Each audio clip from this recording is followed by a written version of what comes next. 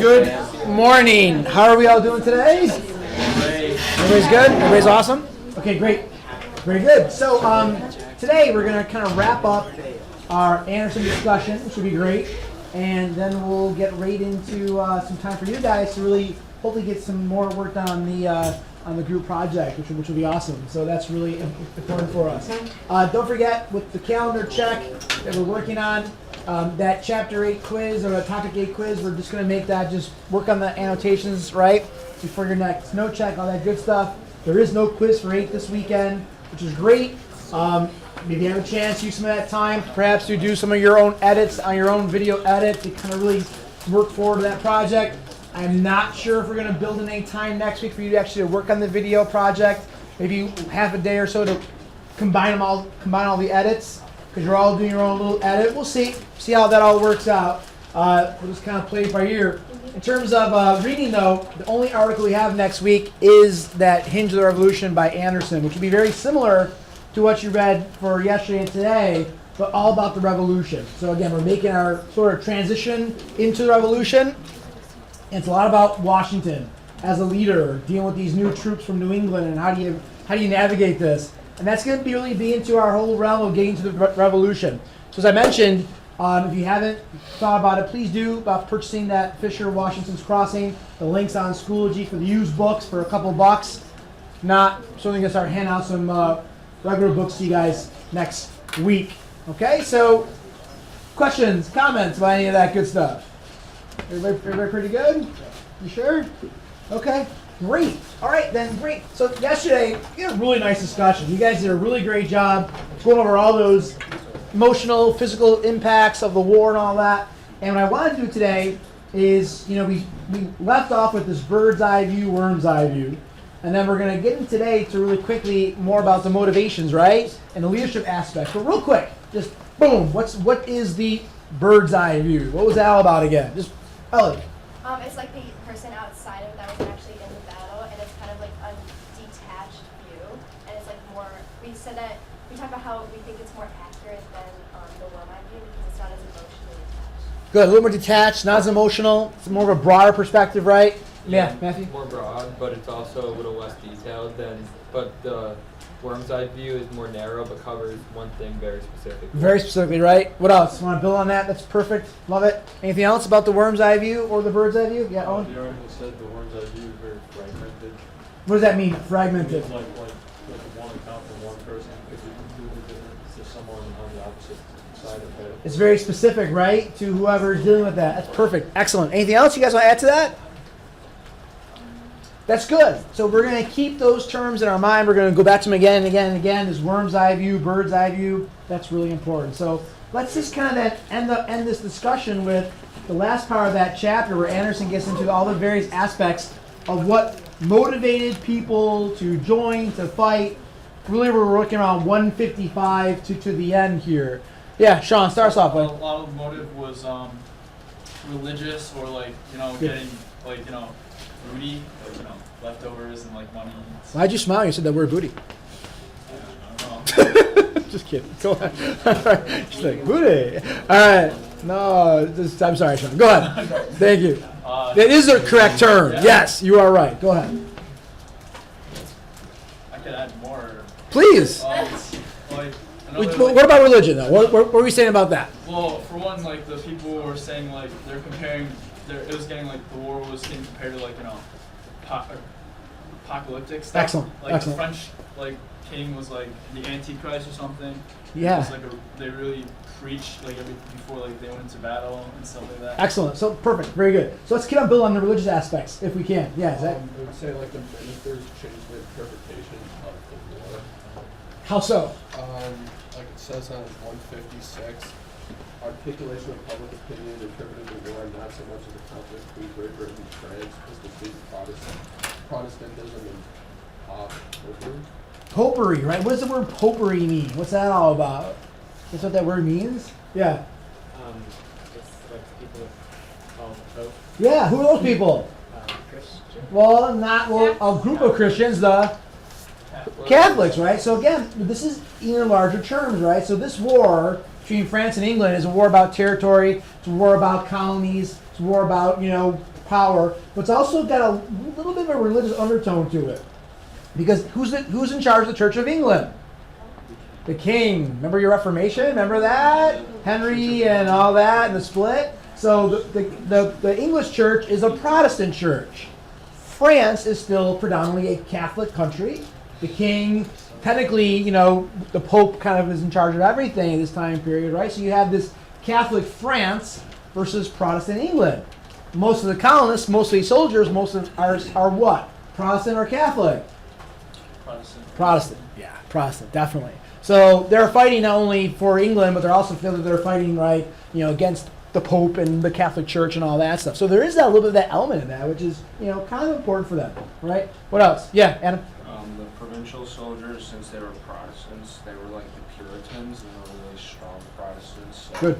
in order to justify their going to war and fighting, because they wanted to go to war, they had to pray to God and ask for forgiveness and support them in battle. Support them in battle. Where did we see that before, where you might have a minister being on the scene to kind of give sanction or to support the soldiers as they went into battle? Where did we see that last time? We've seen this before. Well, Native American war dance might be kind of from their own spiritual point of view, right? Kind of like their ancestors, right, to help them in this battle. But from the Pequot War, when? Excellent. What was the general's name again? Underhill and Mason. Underhill was God told us to do this. In the Bible, it says that children and women have to die for their parents or something. Yeah, remember in the Pequot massacre, right? A lot of those English soldiers were hesitant to attack the Pequot village because they thought it was wrong. But once they got religious sanction to do it, right, they felt justified in it. But this was okay. Go back to the Carr article, right? One of the rules of war was a war conducted against whom? We can even be unconventional. What's that? Pagans or heathens, right? Well, from the English perspective, the French are pagans and heathens, right? From the French perspective, the English are pagans and heathens, right? They're all Christian, but they see each other, right, in very different terms. So you have that religious motivation here as well. Great. Anything else about religion? That's really good. If not, we can move on to something different. More about religion? No. Okay, then something different. I'll come back to it. Go ahead. It talks about how the officers have faith in the generals and Yeah, that's what I was gonna say. so This is big. Everybody hear that? Great. Faith in your leaders, right? Go ahead. on page 160 it started to talk about how they would describe their captains as old men and allowed all this stuff to go on. They were together. Yes. Unity. Unity, right? With faith in your leader. Can you build on that more? Go ahead, Adam. The soldiers, whenever they lost, they never blamed their leader. On page 154, the Mhm. second paragraph, it says, frightening and wrenching as the experience of battle was for its closest participants, the army's defeat did not necessarily lead them to blame their leaders. So they had a lot of faith in their leaders and they trusted them. Mhm. There was a closer bond than with the regulars and their leaders. The provincials trusted the leaders a lot more. Why did the provincials trust their leaders more than perhaps argue than the English did their leaders? Paige? Because they had more of a relationship with them. Good. Because on 161 it says provincial methods of leadership were primarily physical and personal. So it was more of a relationship.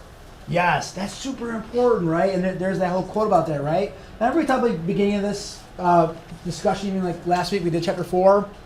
How did the provincials choose their leaders? They voted for them, right? They chose them out of the group. So there was a relationship already there. This is a person we recognize would be a good leader for us. And we said before that leader then couldn't be very what to his people, couldn't be hot, couldn't be whipping people 1,000 times, right? Because you already knew that for years, and you couldn't do that. So there was already a faith trust relationship being there, as opposed to the British. How did they get their men to do what they wanted them to do? They ruled through more of a fear and terror, right? Better do what you do, because you didn't do well in the field, you might be, whipped 1,000 times. I'd rather go off and fight the enemy than that, right? So you had a very different sort of leadership style. This is really big for us, because we're going to study leadership in depth soon, in the next few weeks, as we do the revolution. We're going to look at leadership, look at leadership styles and different ways people get others to do what they want them to do. That's a really important thing for us. So that's great. Anything else about leadership you guys want to bring up? Yeah, go ahead. It says 161 talks about risk sharing. Yes. Oh, good. Where is that? What paragraph is that? The second one, like midway through. Go ahead. Yep, there it is. Risk sharing. Everybody see it? That's big. So it talks about how the leaders would have as much risk as the soldiers, so they felt like almost like personally they were closer with them, I guess. Yeah. Leading by example, right? You see your leader do this, and you know that they're not just telling you to go off and take that part of the fort. They're with you, and they're sharing the risk. They're invested in it with you, right? That's super important. Yeah. The personal relationship between the leaders and the provincials also was kind of encouraging people to join the army. Good. Because it was a lot better than with the regulars. Than with the regulars, right? There's even that one example. What did one provincial leader actually lead his men into? Something a little bit different. Yeah. He made them lost. Yes. And he admitted that he made them lost, so it made them realize that his interests were the same as his, and that it Yeah. reciprocated their trust instead of not admitting it. Not a minute. We made a mistake here, right? He said that he would let them desert and you wouldn't like go against them. Right? Yeah. He wouldn't. He totally understood why, right? Yeah. So you have that here. Now let me just pause for a second. I want to make connections. So we're going to study a lot in the next book about George Washington. Even the next article, the one for Tuesday, the Hinge of the Revolution, is a lot about George Washington. And we have this kind of mythic sort of image of who he is, right? This awesome person, this our father of our country, this great general. He makes a lot of mistakes. And we're going to learn about that. But what's great about Washington is that he overcomes those mistakes. Remember from the video we watched Fetching the War, the young George Washington? Who did he love? Who did he look up to? Who was his hero? Braddock. And how did Braddock rule? Iron Fist. Discipline. And then when you saw the second day of that video, even Washington did that to his own men. What did he do to the men who deserted his Hanged him. he hanged, right? For being traitors. The George Washington of this period, 20-some years later, is going to have to work with these people in New England again as his soldiers. He's going to realize that he cannot do that. He cannot whip these people, hang these people. He has to build what with them? Trust in a relationship. And he's going to be really good at doing that. So he's coming a long way from the young, let's go get him. I'm going to be just like the British. He learns to be different. And that's going to be, I think, something neat for us to understand. Great. Okay, what else besides leadership? We got religion, leadership. What else we got? Other issues. Yeah, go ahead. Peer pressure. How did that work out? Good. People saw that their friends were joining, so then they decided that they wanted to as well. Yep. Perfect. Peer pressure was a really great motivational factor. Yeah, I Caleb? think that it was kind of like, oh, you're not joining the army kind of thing. Like, Yes. Not that it was expected of you, but it kind of was to like follow in the footsteps. Certainly was. And remember, what article are we making this connection to? What earlier thing did we read? It talked about peer pressure, talked about religious motivations, talked about a little bit about leadership. What earlier article did we read? What historian dealt with these issues? Cone, right? Yeah. So again, make a little note somewhere. Tie to Cone. You can use this later, right? This is all tied to the Cone, the motivations of soldiers and why they do the things that they do. Guys, we're going to get to World War II. And we're going to talk about one individual who's in that famous photograph on Mount Suribachi, Iwo Jima. He only joined because the rest of the football team joined to go off and fight in World War II. That was the whole deal. The whole football team went off together because it was going to be great. Just like the football game, like tonight, right? The whole team goes off and you guys are going to join. It's going to be great. Right? But that wasn't the reality once they got into it, right? So peer pressure is huge. It's a motivational factor from this period through the modern period. Okay, good. What else? What else? You guys want to bring up besides peer pressure? Religion, leadership. Anything else? What about economic motivations? Go ahead. Yeah.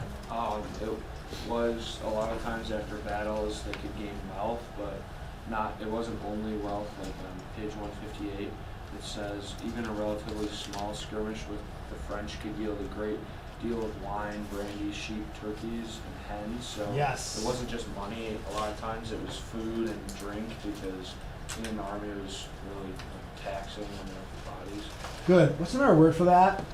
Well, Shaw already brought up one. Yeah. Booty. Booty. Yeah. What's another word for it? Incentive. Plunder. That's another word we need to know. Plunder is an expectation of war. You go off into a campaign with the expectation that you're going to come home with stuff. This is going to benefit you economically. we're going to learn in the next book that there's even rules to plundering. What you can take, who you can take it from, when you can take it, and that's even part of the rules of war is what is this plundering and how can you do it.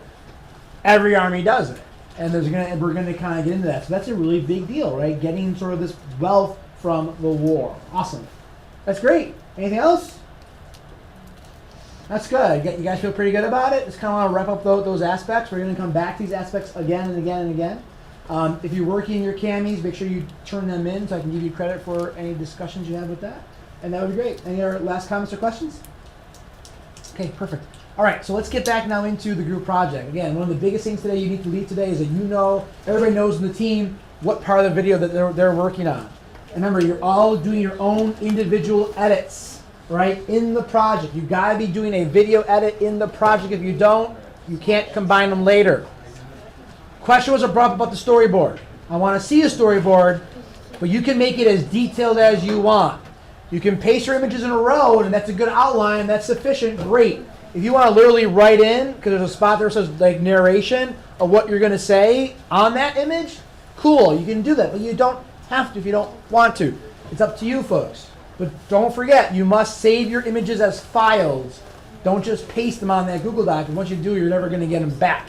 They got to be saved to that Google Drive folder so you can bring them into eVideo. All right, I'll come around to help you guys out. Okay, awesome. Very good.